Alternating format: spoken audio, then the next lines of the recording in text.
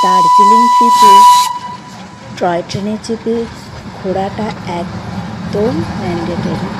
তাই আমরা যখন দার্জিলিং ট্রিপ করব ঠিক করেছিলাম, তখন অনলাইনে এই টয় ট্রেনের টিকিট বুক করে নিয়েছিলাম।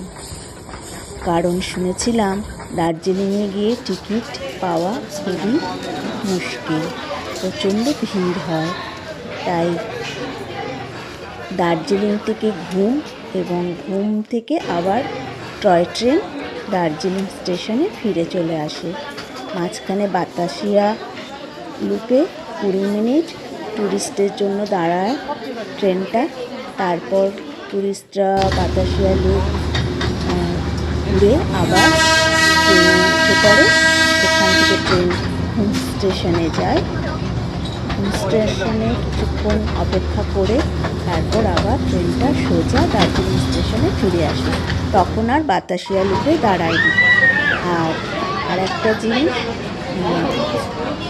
এই টয় ট্রেন যেটা স্টিম ইঞ্জিন আছে তার ভাড়া হচ্ছে 1500 টাকা, আর ডিজেল ইঞ্জিনের ভাড়া হচ্ছে 1000 টাকা।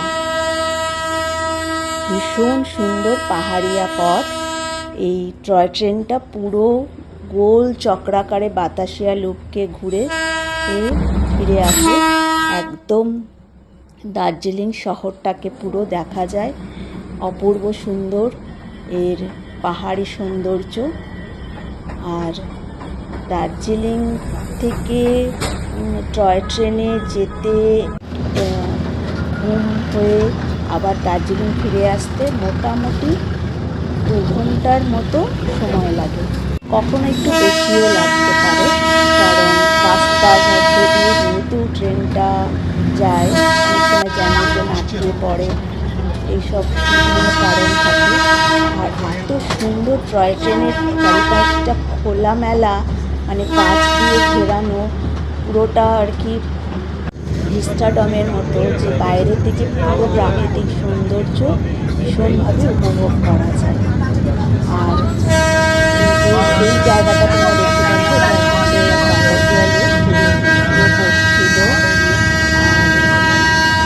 বাতাসিয়া লুপে সৌন্দর্য উপভোগ করার জন্য টুরিস্টরা মিনিটের জন্য সেখানে যায়। সুন্দর অপরূপ সৌন্দর্য পাহাড়ের। তোমাদের ভিডিওটা কেমন লাগলো অবশ্যই জানিও। তোমরা তো সবাই জানো টয় ট্রেন আমাদের ভারতবর্ষের ঐতিহ্য। ইউনেস্কো ওকে হেরিটেজ আখ্যা দিয়েছে। তাই আমি